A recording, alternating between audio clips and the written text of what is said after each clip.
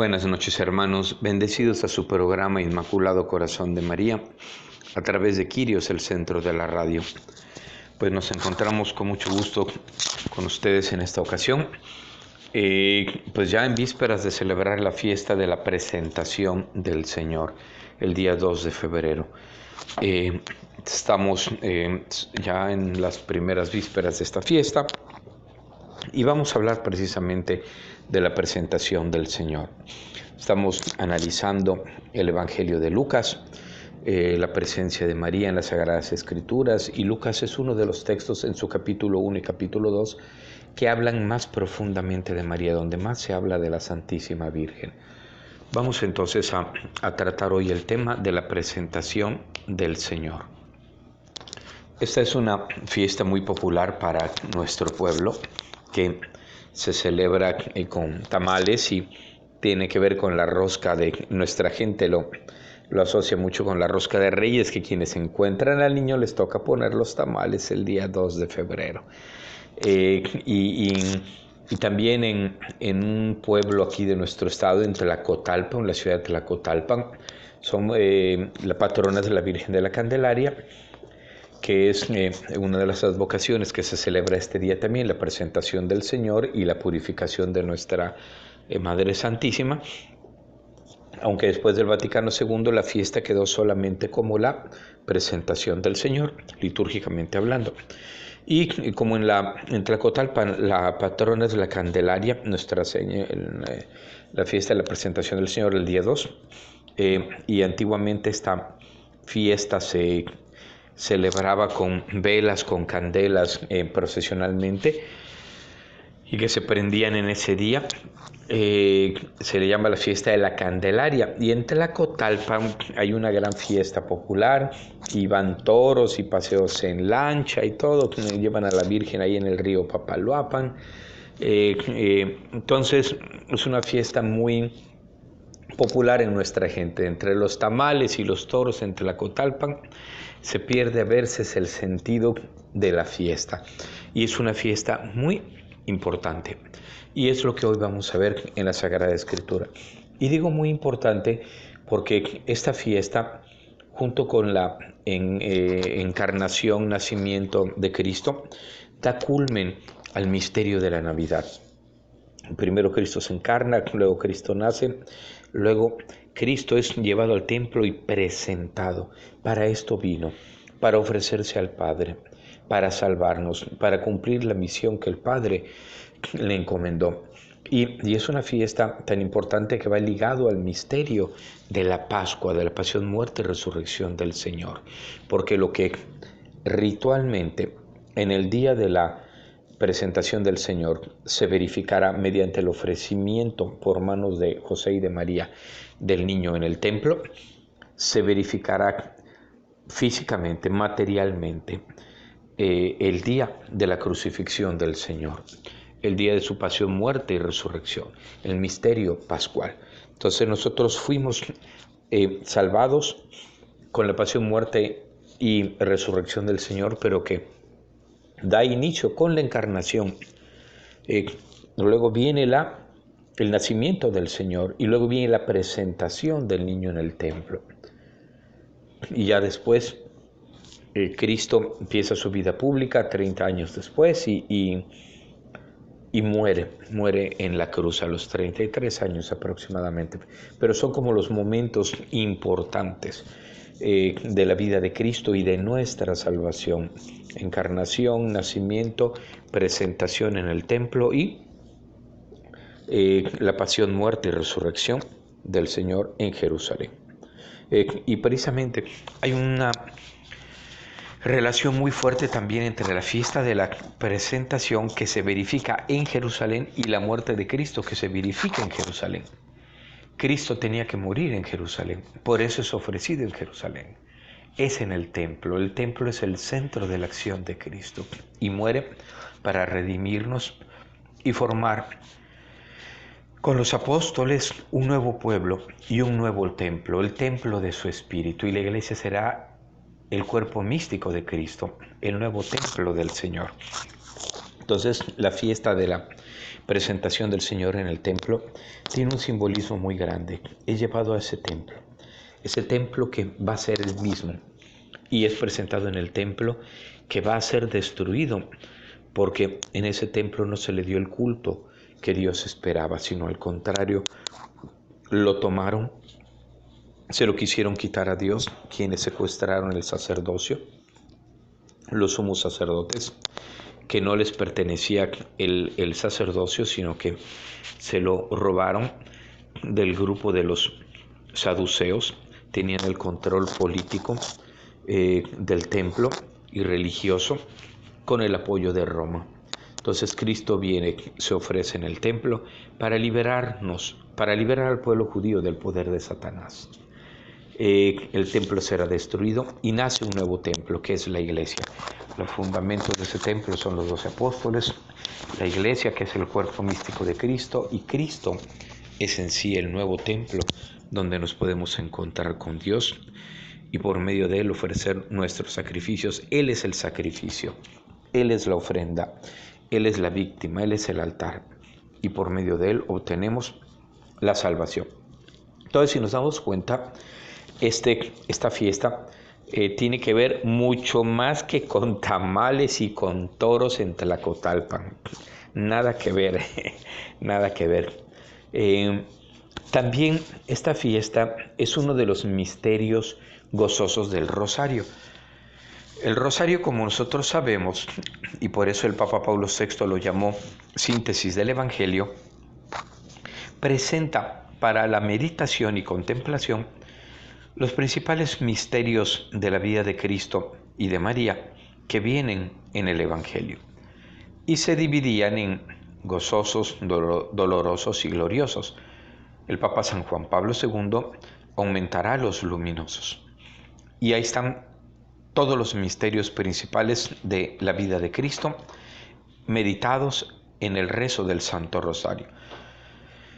Y uno de esos misterios gozosos, el cuarto, es precisamente la presentación del niño en el templo.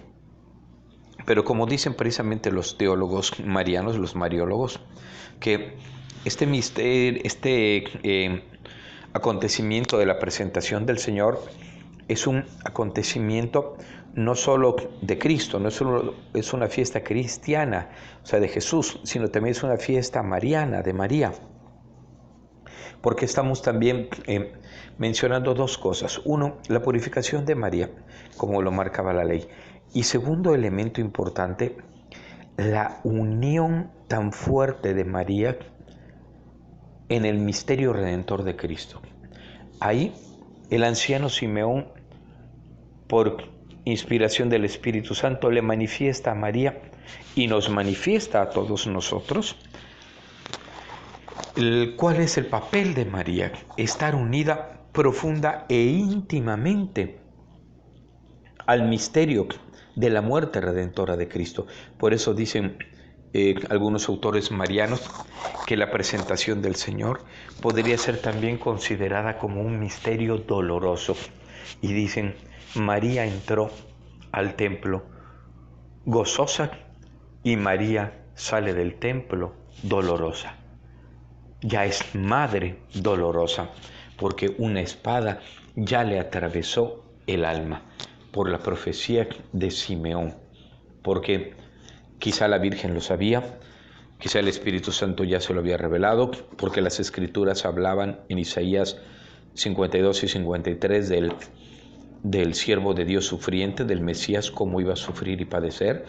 El Salmo 22 también lo menciona, y otros muchos textos de la Escritura. Sin embargo, ahí el anciano Simeón se lo anuncia, se lo confirma, se lo recuerda. Y una madre que sabe que su hijo tiene que padecer y tiene que morir de una manera terrible, repudiado, odiado por todos, o no por todos, pero la gran mayoría del pueblo, no podía tener ese gozo humano que tenía cuando entró al templo.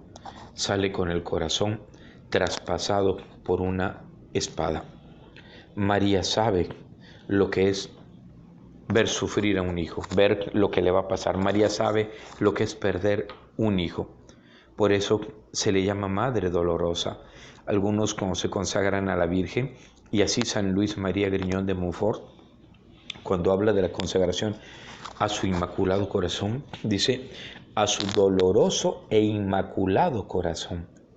O no recuerdo si dice primero Inmaculado y luego Doloroso Corazón, pero menciona las dos características.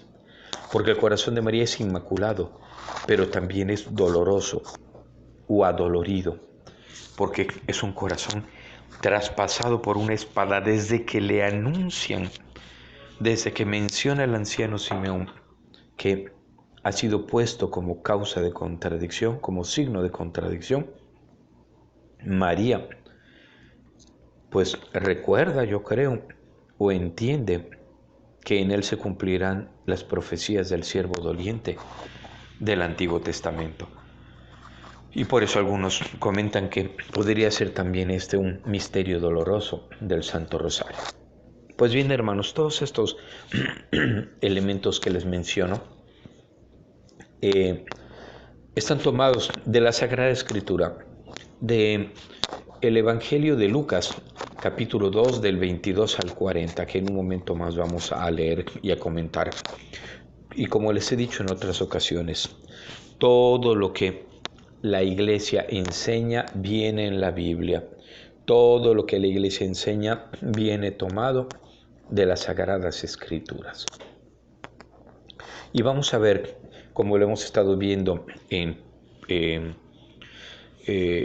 programas anteriores, cómo no solo este pasaje en sí mismo nos habla de este hecho, sino ya estaba prefigurado, por ejemplo, cómo María ofrece, cómo Abraham ofrece a su hijo Isaac, cómo vive esa prueba de fe, aunque él no lo tuvo que sacrificar, pero Dios se lo pidió y él aceptó, él se lo ofreció. Pero cuando va a matar al niño, detiene el ángel la mano de Abraham. En cambio, María no. Le pide a su hijo y Dios se lo ofrece y su hijo es muerto.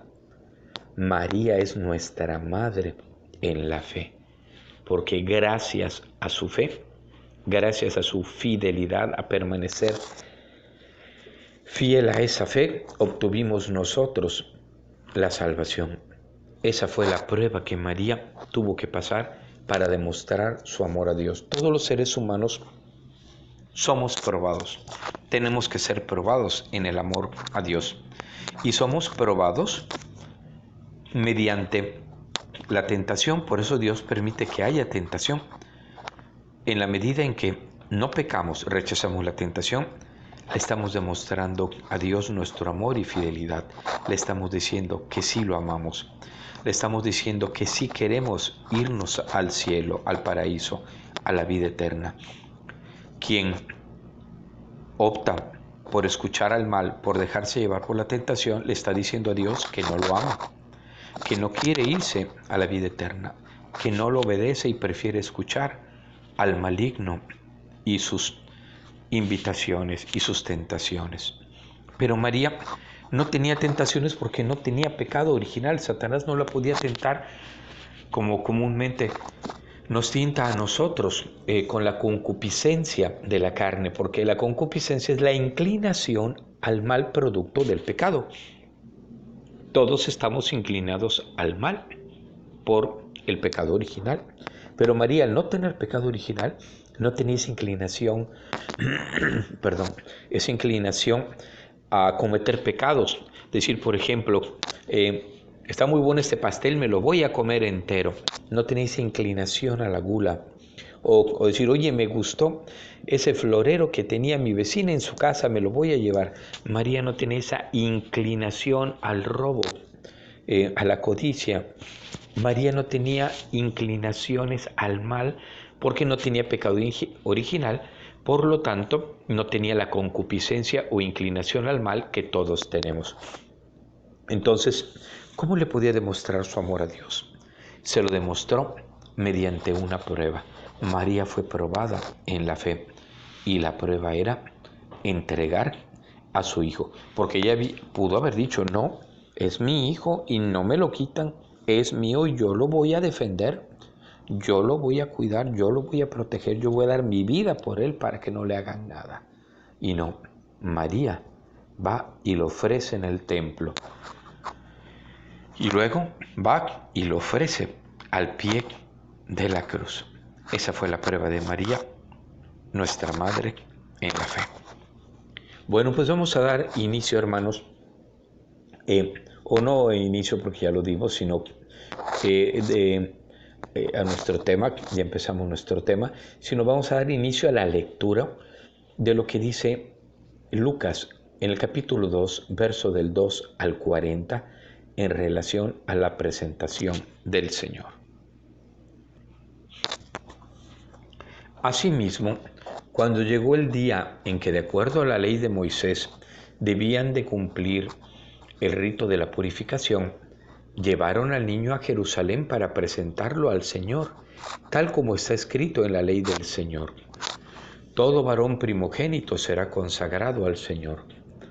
También ofrecieron el sacrificio que ordena la ley del Señor, una pareja de tórtolas y 2 pichones.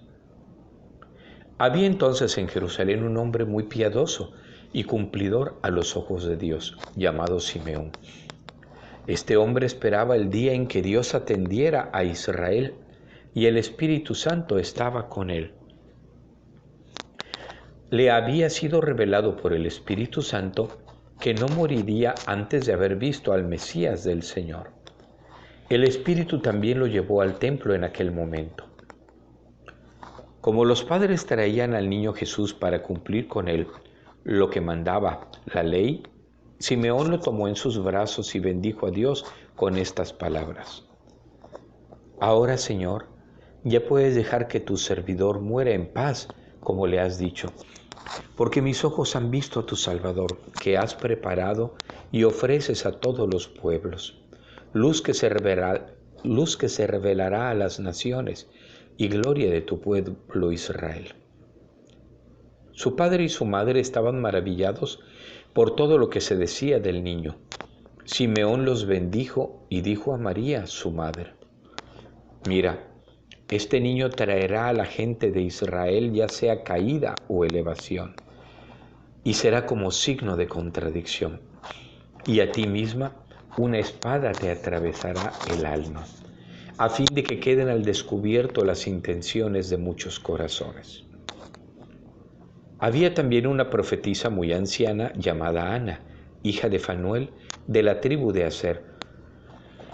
No había conocido a otro hombre que a su primer marido, muerto después de 7 años de matrimonio. Permaneció viuda y tenía ya 84 años.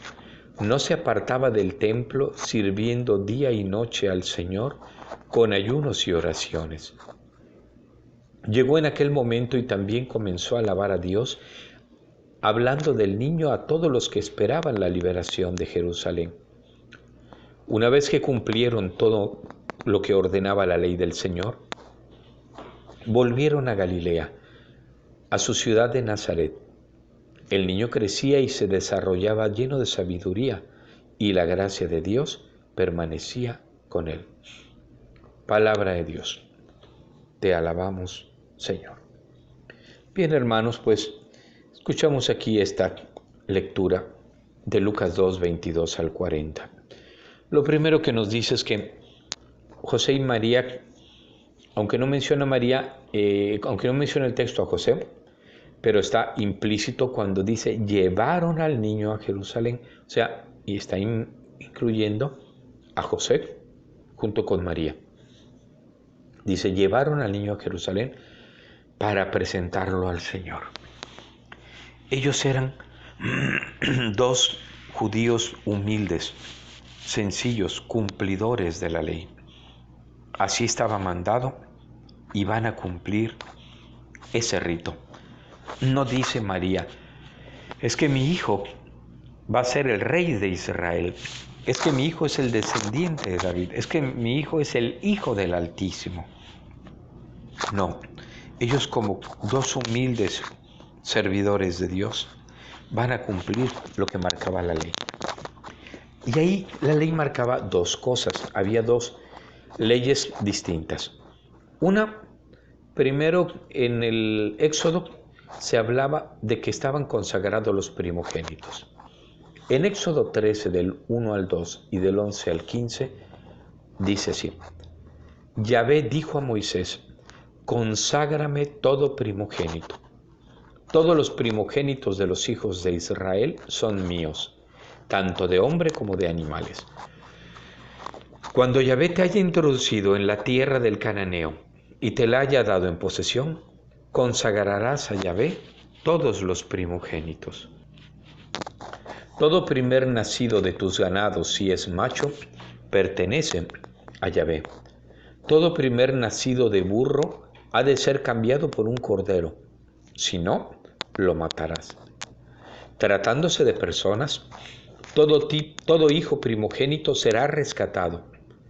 Y cuando tu hijo te pregunte el día de mañana, ¿qué significa esto?, le dirás: Yahvé nos ha sacado de Egipto, de la casa de la esclavitud, con mano fuerte, y como Faraón porfiaba en no dejarnos salir, Yahvé mató a todos los primogénitos de Egipto, tanto de hombres como de animales. Por esta razón sacrificó a Yahvé todo primogénito macho, y rescato al primer nacido de mis hijos. Palabra de Dios. Te alabamos, Señor. Entonces aquí encontramos la primera ley que había que cumplir: presentar ante el templo a todo hijo primogénito y rescatarlo porque le pertenecía a Dios. Y la segunda ley que debían de cumplir era la de la purificación de la mujer que daba a luz, que esa la encontramos en el Levítico 12, del 1 al 8. Dice: Yahvé habló a Moisés para decirle: habla a los hijos de Israel y diles: cuando una mujer conciba y tenga un hijo varón, quedará impura durante 7 días, igual que en el tiempo de sus reglas. El niño será circuncidado en su carne al 8º día, pero ella esperará 33 días para ser purificada de su sangre. No tocará ninguna cosa santa, ni entrará en el santuario hasta que se cumplan los días de su purificación. Palabra de Dios. Te alabamos, Señor. Entonces, ahí tenemos las dos leyes que todo padre y madre que tenían un hijo tenían que cumplir yendo al templo: presentar al niño en el templo y rescatarlo, según nos decía Éxodo, y realizar la purificación ritual de la mujer, según el Levítico. Llegan ellos al templo y, como son pobres, presentan una pareja de tórtolas o 2 pichones, que era lo que se mandaba a los pobres, porque si no tenían que presentar un ganado menor, o sea, un borrego, una cabra de 1 año sin defecto. Pero como ellos eran pobres, presentan 2 tórtolas o 2 pichones. Y al entrar se encuentran, va subiendo, María, entra ella por el lado del atrio de las mujeres. Las mujeres y los hombres no se podían revolver en el templo. Unos entraban de un lado, otros de otro. Ella entra en el atrio de las mujeres mientras van haciendo los cantos que hacían propios cuando iban al templo, y llega y se acerca a María como una mujer más pobre, humilde, sencilla, sin ser notada, y presenta los animales y su hijo al sacerdote para que ofrezca el sacrificio. Y estando ahí en el templo, llega el anciano Simeón, un hombre justo, un hombre lleno del Espíritu Santo, al cual Dios le había revelado que no moriría antes sin haber visto al Mesías. Porque acordémonos lo que dice Amós 3:7. Dice: en realidad el Señor no hace nada sin comunicárselo antes a sus siervos los profetas. Dios, siempre que va a hacer algo, se lo comunica antes a sus siervos los profetas, para que entonces las cosas que sucedan se vea que es Dios el que las realiza. se vea que vienen de parte de Dios, que Dios es el dueño y Señor de la historia, que nos invita a cambiarnos, a volver a Él, a acercarnos a Él. Y también estaba ahí una mujer, Ana de Fanuel, de la tribu de Aser, que había estado casado 7 años, pero había enviudado, y desde entonces servía al Señor en el templo con oraciones y ayunos. Algunos niegan que la Virgen haya, siendo niña, estado consagrada al Señor en el templo, porque dicen que no hay vestigios de que hubiera habido una casa para mujeres que se consagraran ahí al Señor, o no hay ninguna ley que estableciera eso. Sin embargo, la tradición lo afirma y la Biblia aquí lo dice, como Ana de Fanuel estaba sirviendo al Señor con oraciones y ayunos. La Biblia no nos dice dónde, en qué parte del templo, porque obviamente ahí nada más entraban hombres, pero dice que en el templo, quizá en el atrio de las mujeres, quizá a las afueras, pero de seguro había, y no una, sino varias mujeres o muchas mujeres, y entre ellas pudo haber sido presentada la Santísima Virgen, también siendo niña, por parte de sus padres Joaquín y Ana, para que como Ana de Fanuel sirviera al Señor desde niña con oraciones y ayunos. El pueblo de Dios era un pueblo mesiánico, era un pueblo de Dios que esperaba la llegada del Mesías, y por eso se preparaban, por eso oraban, por eso ayunaban, por eso había muchachitas que se conservaban vírgenes, esperando poder ellas ser las madres del Mesías.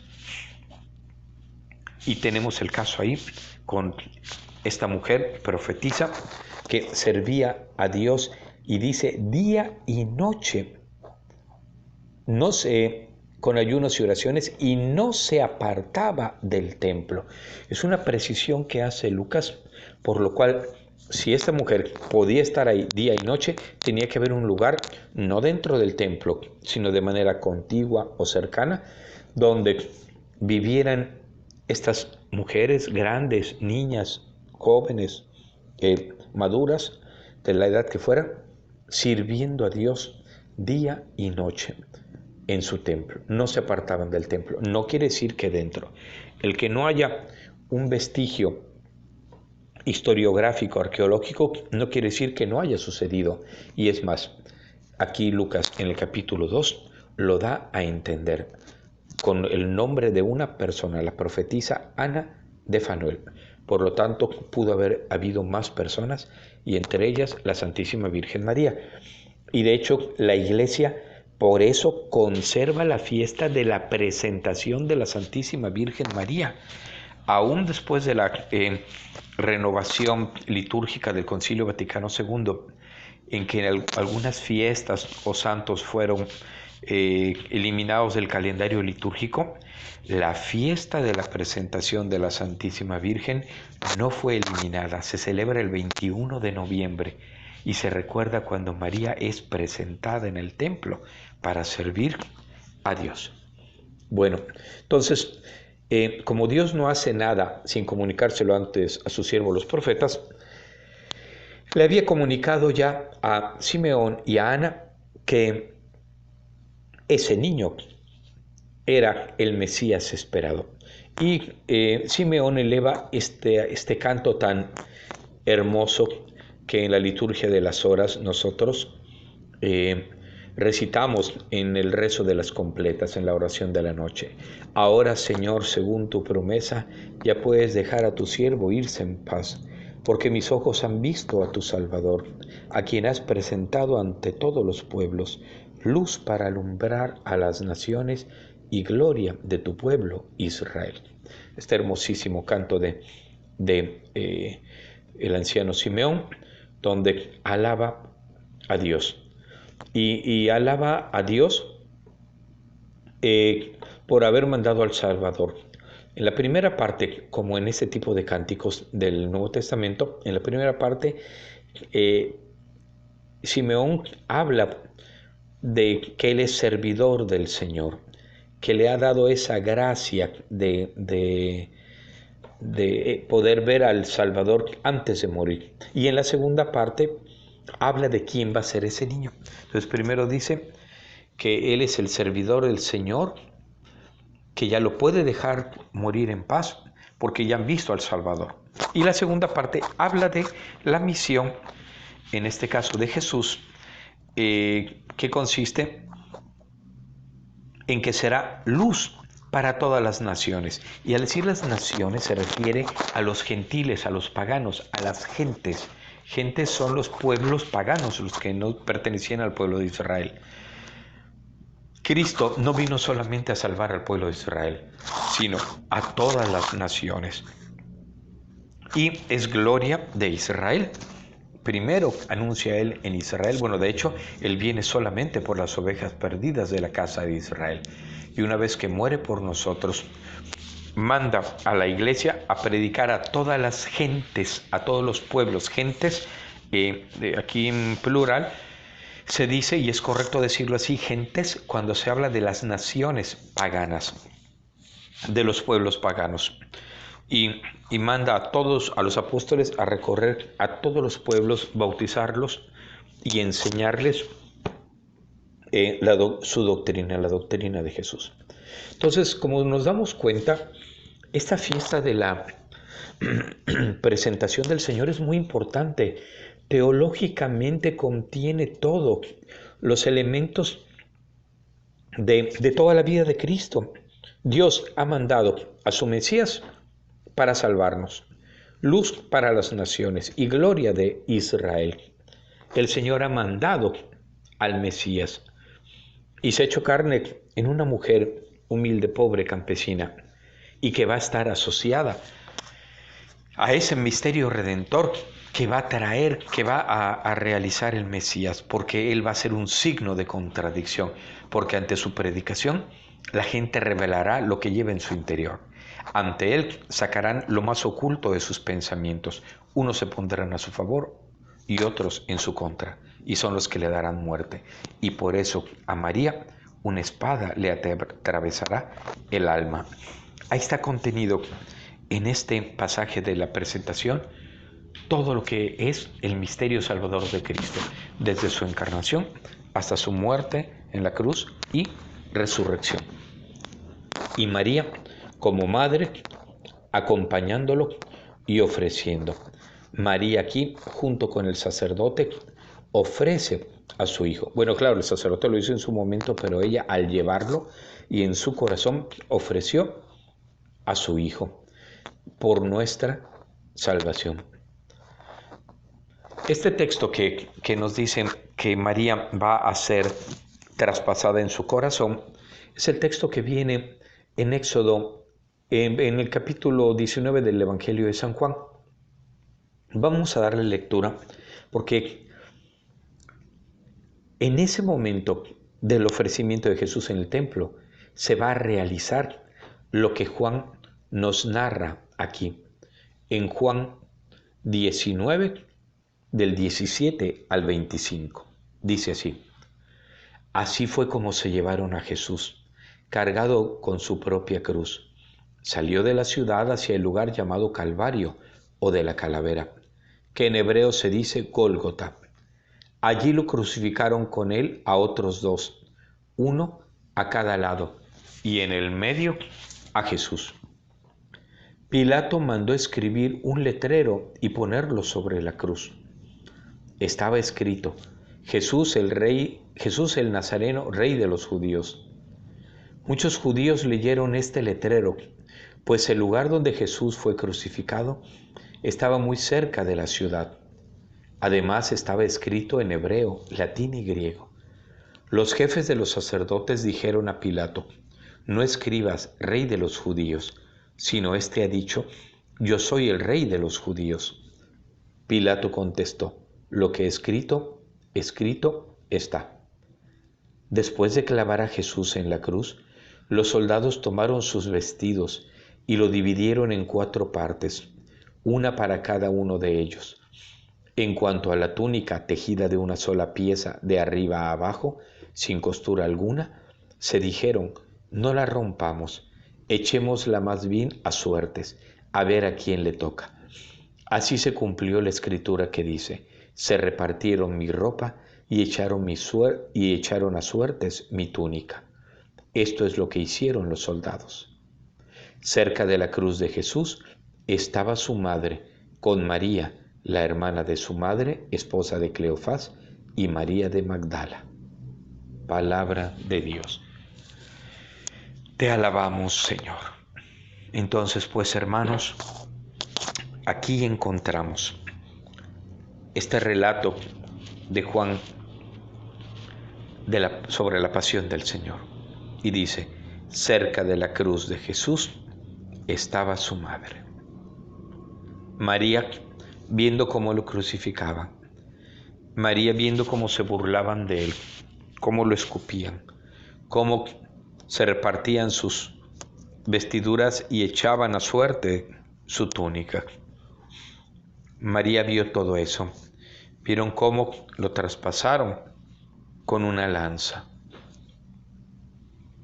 María vio todo el martirio de su hijo, lo acompañó en todo momento en su calvario, en su sacrificio, desde que fue llevado al palacio de Anás y de Caifás. María realmente ofreció a Cristo en la cruz, y cuando fue al templo, ahí lo ofrece también. Lo ofrece sabedora de lo que iba a suceder. Por eso existe una fiesta que se celebra el día 15 de septiembre.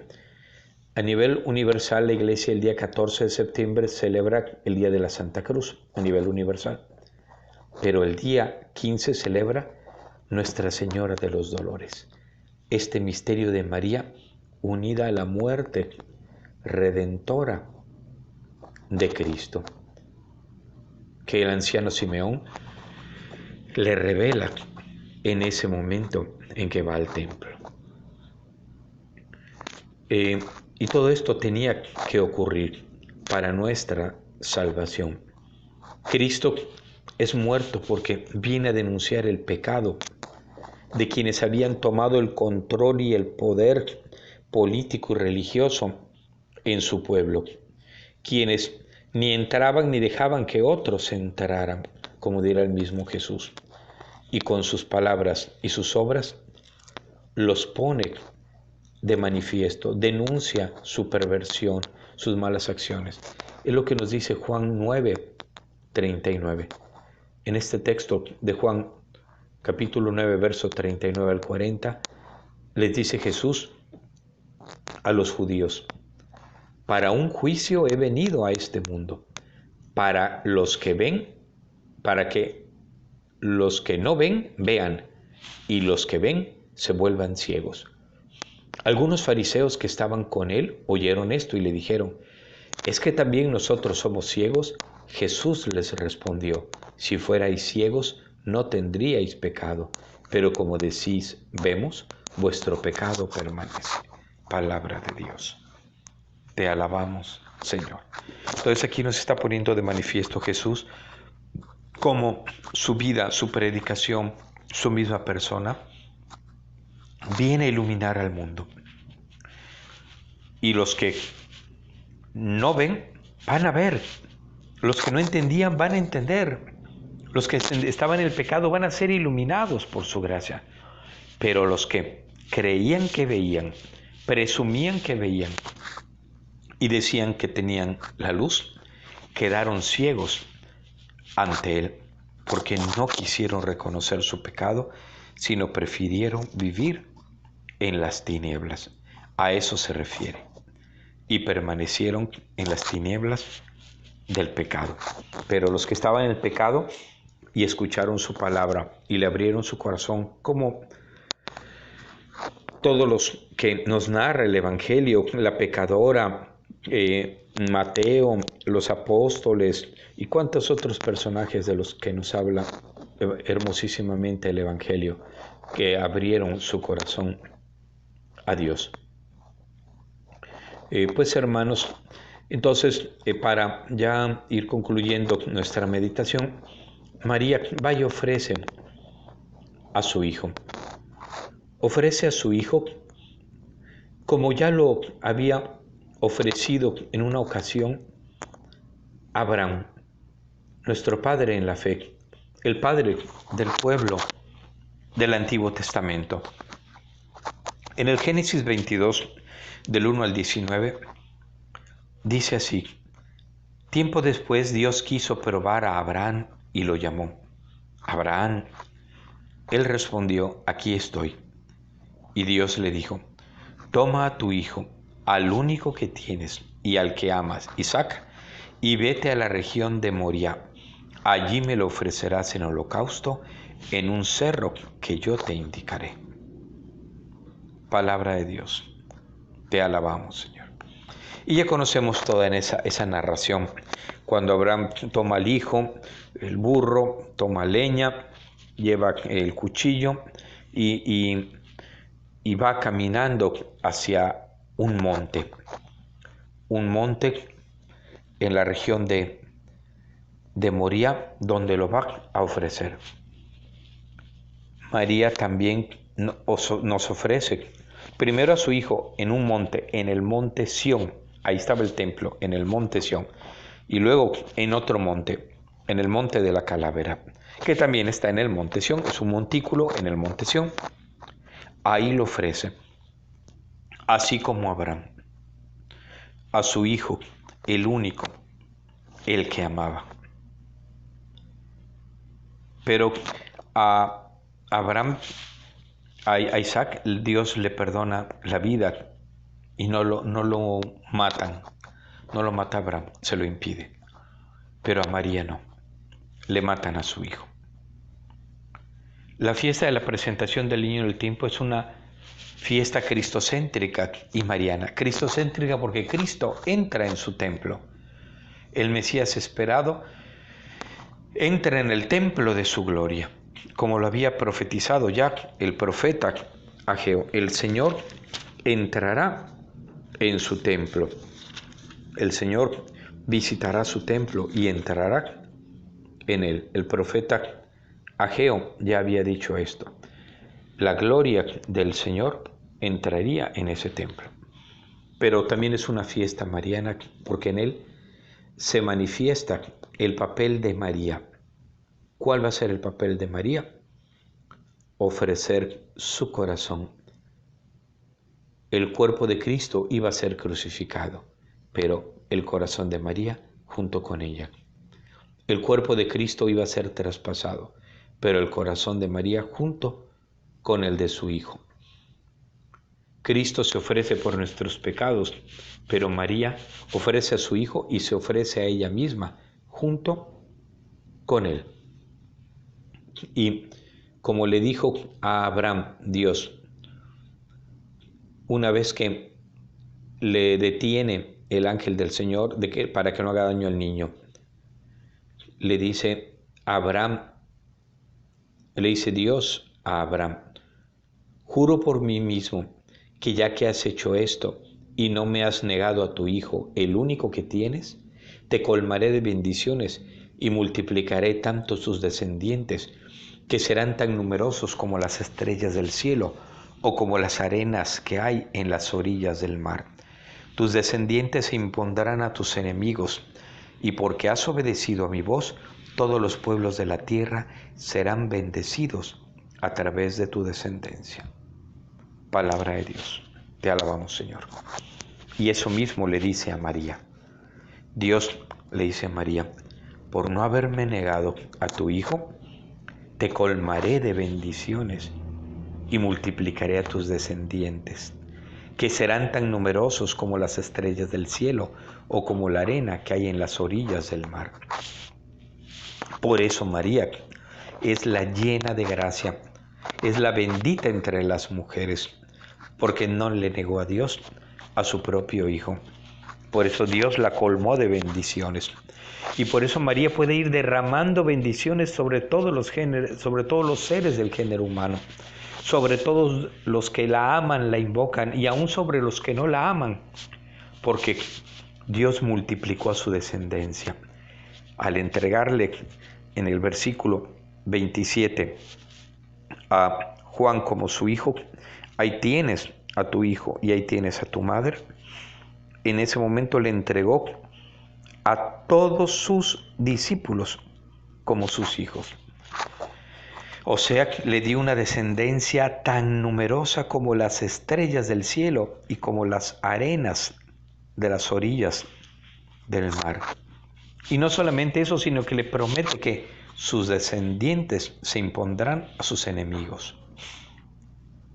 Y que todos los pueblos de la tierra, todos los pueblos, todas las naciones, todas las razas, dice, serán bendecidos a través de tu descendencia. Si eso le dijo Dios a Abraham, ¿qué no le puede decir a María? Todos los pueblos de la tierra serán bendecidos a través de ti. Y por eso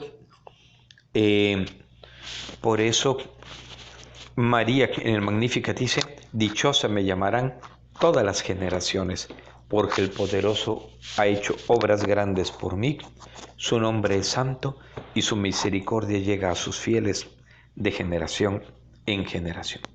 Hermanos, bendigamos a Dios y bendigamos a María. A Dios por habernos dado a su Hijo y habernos dado a María que lo ofreció en el templo.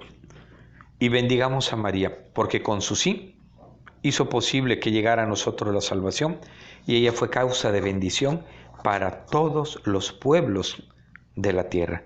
Y bendigámosla, como dice el Magnificat, que todas las generaciones la bendigan, que todas las generaciones la llamen dichosa, bienaventurada, como dijo Isabel cuando la fue a visitar a su casa. Pues démosle gracias a Dios y a nuestra Madre Santísima y ofrezcámonos también nosotros como un sacrificio agradable a Dios. Que todos nosotros los cristianos estamos llamados a eso. ¿Y dónde lo dice la palabra de Dios? Lo dice en el capítulo 12 de la carta a los Romanos, en el versículo 1. Romanos 12:1. Les ruego pues, hermanos, por la gran ternura de Dios, que le ofrezcan su propia persona como un sacrificio vivo y santo, capaz de agradarle. Este culto conviene a criaturas que tienen juicio. Palabra de Dios. Te alabamos, Señor. Dice Pablo, les invito, les ruego que le ofrezcan su propia persona como un sacrificio vivo y santo, capaz de agradarle. Otras traducciones dicen agradable a Dios. Este es vuestro culto espiritual. Todos nosotros ya estamos ofrecidos a Dios en el bautismo, aunque no lo sepamos, pero ya fuimos ofrecidos a Dios. Todo cristiano es cuerpo místico de Cristo. Cristo, somos parte de Cristo, profeta, sacerdote y rey. Pero Cristo, sacerdote, no ofreció animales como bueyes, corderos, palomas, pichones. Cristo se ofreció a sí mismo. Todo cristiano, todo bautizado, es con Cristo sacerdote.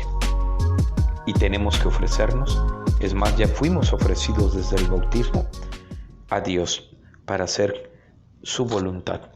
Ofrezcámosle por manos de María en esta fiesta de la presentación del Señor nuestra vida como un sacrificio agradable a Dios.